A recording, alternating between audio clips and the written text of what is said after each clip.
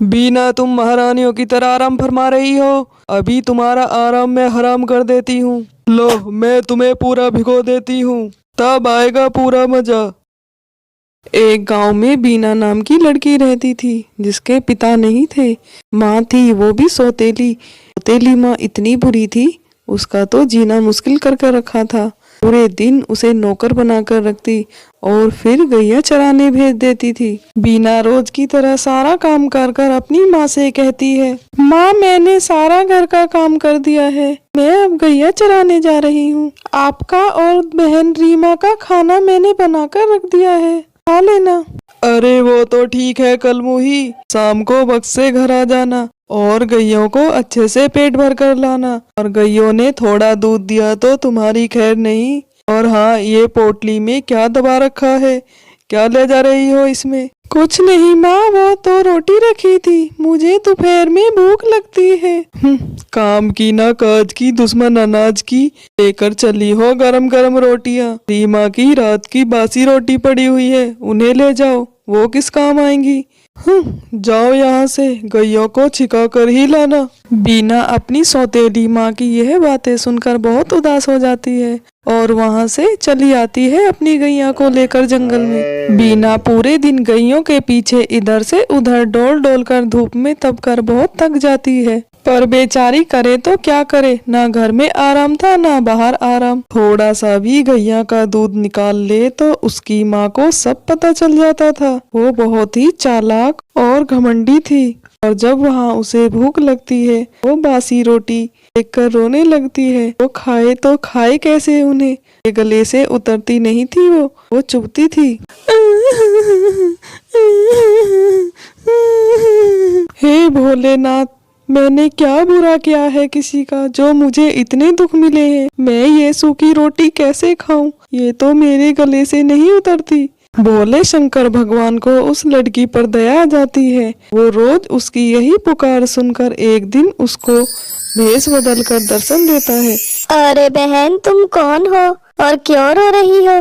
मैंने कई बार जंगल में तुम्हें गैया चराते हुए देखा है, मैं तुम्हें जानता हूँ, तुम रो मत। ये क्या सूखी रोटी, ये भी भला कोई खाने की चीज है? ये देखो मेरे पास क्या है, ये एक जादुई डिबिया है। इसे जब भी खोलोगी बहुत ही सुंदर बाजार भर जाएगा। जो तुम्हारा मन चाहे वो खाना, और हाँ, इसे बिल्कुल अकेले में खोलना, किसी को बताना मत इसके बारे में। अच्छा तो बहन, मैं चलता हूँ, तुम आराम से बाजार में अपना ध्यान लगाओ, तुम्हारी गैया को मैं देख लूंगा। भोले शंकर वहाँ से चले जाते हैं। तभी बीना सोच में पड़ जाती है, ये कौन था और ये भी बेचारा मेरी तरह लाचार लग रहा था। बहुत ही गरीब था, कपड़ों से ही लग रहा था, पर मेरा मन बहलाने के लिए देखो क्या देकर गया है।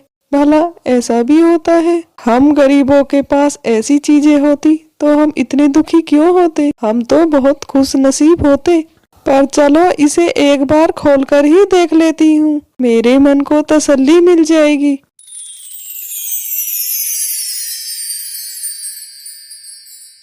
बीना के डिब्बी खोलते ही बाजार भर गया। चारों तरफ अच्छी अच्छी चीजें, किसी भी चीज की कमी नहीं थी। वो चौंक गई ऐसा जादू देखकर।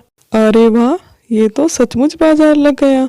लगता है कोई भगवान ही था वो, जो मुझे ऐसा वरदान देकर गया है। जरूर ये मेरे भोलेनाथ की कृपा होगी। और इतना सुंदर बाजार मैंने कभी नहीं देखा। चलो, अच्छी अच्छी चीजें खाएं और घूमते हैं। इतने सुंदर कपड़े और ऐसे खाने की चीजें उसने कभी नहीं देखी थी।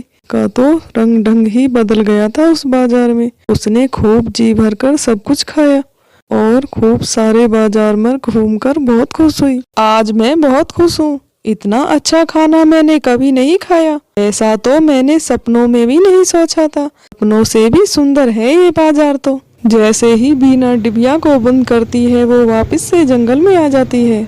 अरे, मैं वापस से जंगल में आ गई और मैं इस डिबिया को घर ले जाऊंगी तो माँ जरूर देख लेगी। और मेरे पास तो कोई भी ऐसी जगह नहीं जहाँ मैं इसे छुपा सकूं, तो मैं इसे यहीं छुपा देती हूँ। अब रोज सवेरे सवेरे उठकर जल्दी से जंगल आ जाया करूंगी और यहीं पर खूब मजे क्या करूंगी। और भोलेनाथ तो है ना, मेरी डिबिया की रक्षा करेंगे। हे भोलेनाथ, मेरी डिबिया की रक्षा करना। बीनू फटाफट से अपनी गैया लेकर अपने घर को आती है। अरे मनुष्य कलमुही, कहाँ थी तुम अब तक? सूरज छिपने को आया, तुम्हें दिखता नहीं। मेरी सोना का खाने का वक्त हो गया है। माँ, आज गैया चरते चरते बहुत दूर चली गई थी, इसीलिए वक्त लग गया।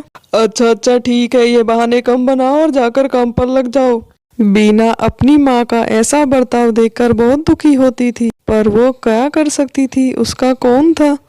अब वो सुबह उठकर जल्दी से गैयों के साथ जंगल चली जाती थी। उसे वहाँ जाकर बहुत खुशी मिलती थी। अब उसके पास जादुई डिबिया जो थी, और एक दिन अचानक वो हुआ जो से बीना की किस्मत ही बदल गई। एक रमेश नाम का लड़का जो बहुत ही अमीर था, वो गाड़ी चला रहा था, उसके ब्रेक फेल हो गए। गाड़ी को कंट्रोल करते करते उसकी गाड़ी जंगल में चली गई और वहाँ गाड़ी टकराई। वो गाड़ी से नीचे गिर गया। गाड़ी में गिरते ही रमेश बेहोश हो गया। कच्ची जगह थी, उसे ज्यादा चोट तो नहीं लगी, पर जब होश आया तो वो इधर उधर देखने लगा और एकदम से अचानक सुनसान जंगल एक बहुत अच्छा सुंदर बाजार बन गया और वो यह देखकर चौंक गया। ये सब क्या है? ये मैं कहाँ आ गया हूँ? ये कौन सी जादू नगरी है? अभी उसकी नजर बीना पर पड़ी। बीना को देखकर वो हक्का बक्का रह गया। इतनी खूबसूरत लड़की मैंने आज तक अपनी जिंदगी में नहीं देखी। आखिर कौन है ये? लगता है आसमान से अप्सरा उतर आई है। हे भोलेनाथ, मेरी तो बस शादी करा दो इससे, मुझे और कुछ नहीं चाहिए। बीना ने जैसे ही अपनी जादुई डिबिया बंद करी तो वापस से जंगल बन गया और यह सब लड़का देखकर बहुत ही हैरान हो गया। आज तो बहुत देर हो गई, माँ डांटेगी। जल्दी से चलती हूँ अपनी गैया को लेकर। आज तो माँ से मुझे भगवान ही बचाए। और बीना वहाँ से आ जाती है। तभी महेश, कौन है ये लड़की? और इसके पास तो जादुई डिबिया भी है, इतनी सुंदर। कुछ तो बात है, मुझे पता करना होगा और मैं शादी भी इसी से करूँगा। और एक दिन महेश ऐसे ही उसकी पूछताछ करते करते उसके घर पहुंच गया। उसकी माँ से पूछने लगा, बीना कौन है और वो कैसी लड़की है? मैं उसी से शादी करूंगा। बीना की सौतेली माँ को कहाँ उसकी खुशी बर्दाश्त थी। अरे बेटा, तुम भले घर के दिखते हो। बीना तो बहुत ही मक्कार और बदचलन लड़की है। वो मेरी सौतेली बेटी है। अगर मेरी सगी बेटी होती तो मैं उसे कब का मार देती। यह सो बीना, जरा मेरे लिए एक कप चाय बना देना, मेरा सर दर्द के मारे फटा जा रहा है। रीमा बहन, अभी बना देती हूँ। ऐसी कड़क चाय बनाऊंगी आपका सर का दर्द यूं चुटकियों में भग जाएगा। बीना बेचारी बहुत ही भोली और सीधी सादी थी। यह तुमने कैसी चाय बनाई है? ये भी भला कोई चाय है? लो तुम ही पियो, सारा ही मूड खराब कर दिया। ओए माँ, मैं तो जल गई।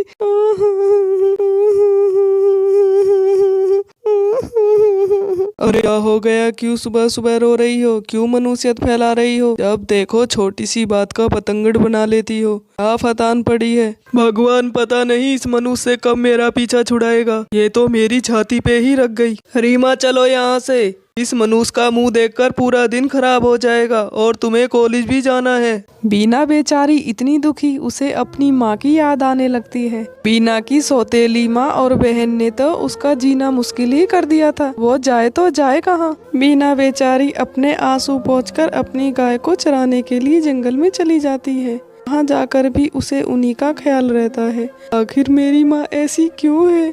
मुझे प्यार करने वाला कोई नहीं है इस दुनिया में, मेरा क्या होगा? रमेश बीना का पीछा जंगल में करते करते उसके पास पहुंच जाता है और उसकी सारी बातें सुनता है। अरे बीना, घबराओ मत, मैं तुम्हें अच्छे से जानता हूँ और तुम्हारी माँ से भी मिलने गया था। तुम्हारी माँ ने तो तुम्हारे बारे में कुछ और ही बताया था और मैं तुम्हारा पीछा करता करता यहाँ तक आ गया। मैंने तुम्हारे जंगल में डिबिया खोलने वाले राज को देखा है। क्या बात है, तुम सारी बातें मुझे बता सकती हो?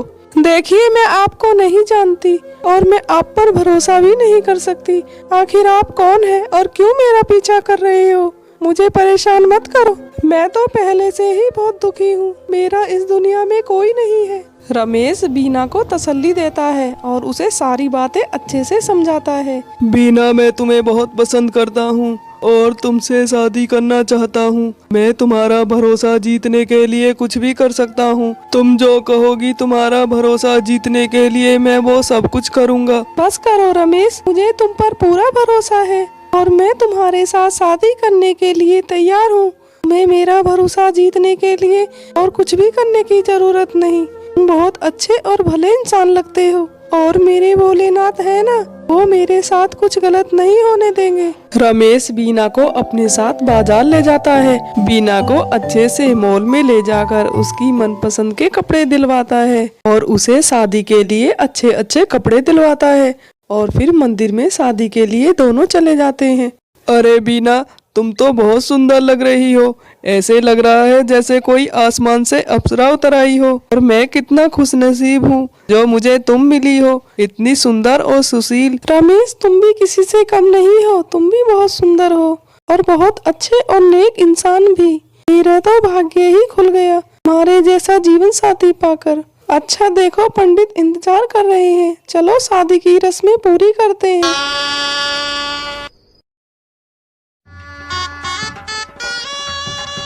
रमेश, हमें एक बार घर चलना चाहिए और अपनी माँ से आशीर्वाद लेना चाहिए। वो सौतेली ही सही, आखिर मेरी माँ है। ऐसे बिगर बताए मैं तुम्हारे साथ नहीं जा सकती। बीना रमेश को लेकर अपने घर पहुंचती है और घर पहुंचते ही अपनी माँ को आवाज देती है। माँ, माँ, देखो मेरे साथ कौन आए हैं। ये रमेश है, मैंने इनसे शादी कर ली। बीना की सौतेली माँ को ये सब देखकर बिल्कुल अच्छा नहीं लगा। अरे करमजली मनुष्य, ये तुमने क्या किया? तुमने तो हमारी नाक ही कटा दी। माँ, आप बिल्कुल भी नाराज मत हो। मैंने इनसे शादी जरूर कर ली, पर मैं आपके आशीर्वाद लिए बगैर यहाँ से विदा नहीं हो सकती। ये बहुत ही अच्छे और नेक इंसान हैं। आप भी इनसे मिलोगी और बातें करोगी तो आपको भी अच्छे लगेंगे, इसीलिए मैं आपसे मिलाने इन्हें यहाँ लेकर आई हूँ। माँ, ये तुम क्या कर रही हो? हमें कुछ अच्छा करना चाहिए और दिमाग से काम लेना चाहिए। देखो, ये आदमी बहुत ही अमीर लगता है। हीना के और इसके कपड़े लाखों के हैं। हमें इसी बात से अंदाजा हो गया ये बहुत ही रईस आदमी है। हमें कुछ न कुछ अपने दिमाग से सोचना चाहिए। अरे रमेश बेटा, हमें माफ कर दो, हमसे बहुत बड़ी भूल हो गई। आखिर बीना भी तो हमारी बेटी है और बीना तो इतनी समझदार है, वो कोई गलत काम कर ही नहीं सकती। देखा बीना, तुम्हारी माँ कितनी अच्छी है। माँ सगी हो या सौतेली, माँ कभी बुरी नहीं होती। माँ हमेशा अपने बच्चों को माफ कर देती है। माँ, आप बहुत अच्छी हैं। अच्छा, बातें तो बहुत हो गई, अब थोड़ा आराम भी कर लो। हाँ जीजा जी, माँ बिल्कुल सही कह रही है। आप बहुत थक गए हैं, थोड़ा आराम कर लो और हम आपके लिए कुछ खाने को बना कर लाते हैं। बीना, तुम भी हमारे साथ चलो और जीजा जी को आराम करने दो थोड़ी देर। बीना अपनी माँ और बहन के साथ अंदर चली जाती है और रमेश को आराम करने के लिए छोड़ जाती है। अरे बीना, क्या बात है, तुम तो बहुत सुंदर लग रही हो और तुम्हारे कपड़े इतने सुंदर, इतने महंगे दामाद जी ने दिलवाए हैं। बहुत अमीर है क्या दामाद जी? इतने कीमती कपड़े तो आज तक हमने सपने में भी नहीं देखे, तुम पहन कर आई हो। हाँ बीना बहन, सचमुच तुम्हारे कपड़े बहुत सुंदर है। मेरा बहुत मन करता है ऐसे कपड़े पहनने को। क्या थोड़ी देर के लिए मैं तुम्हारे कपड़े पहन सकती हूँ? मेरा बहुत मन है, मेरा मन रह जाएगा। आखिर मेरे नसीब में ऐसे कपड़े कहाँ?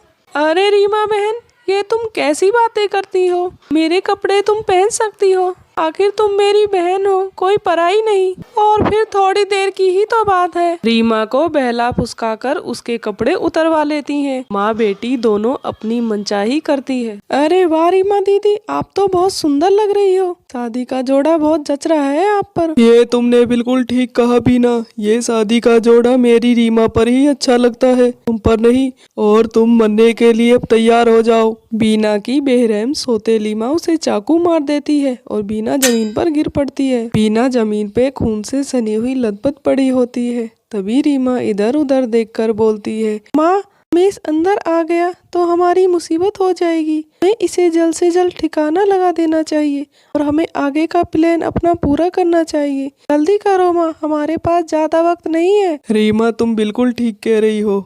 अभी मैं इसे यहीं छुपा देती हूँ और बाद में कुछ ना कुछ इसका देख लूंगी। और तुम जैसा मैं कहती हूँ वैसा करो। जल्दी से तुम घूंघट ओढ़ लो। और बीना की सौतेली माँ अपनी बेटी रीमा को घूंघट ओढ़ाकर रमेश के पास ले जाती है। रमेश से कहती है, देखो रमेश बेटा, हमारे यहाँ यही रिवाज है, बेटी को घूंघट में ही विदा किया जाता है। तुम इसका घूंघट तब तक नहीं उघाड़ सकते तब तक ये तुम्हारे घर न चली जाए। अपने घर जाकर ही इसका घूंघट उतारना। अच्छा ठीक है माँ, अब हमें आशीर्वाद देकर विदा करे, हमें बहुत देर हो गई। रमेश बीना की जगह रीमा को घूंघट में ले जाता है। अब आगे क्या होगा? क्या रमेश रीमा और उसकी माँ की सच्चाई जान पाएगा? आगे क्या होगा उसको जानने के लिए आप हमारे चैनल पर बने रहें, लाइक और सब्सक्राइब करें। हम आपके लिए इसका अगला पार्ट लेकर जरूर आएंगे। और हाँ, हमें कमेंट कर जरूर बताएं हमारी कहानी आपको कैसी लगी।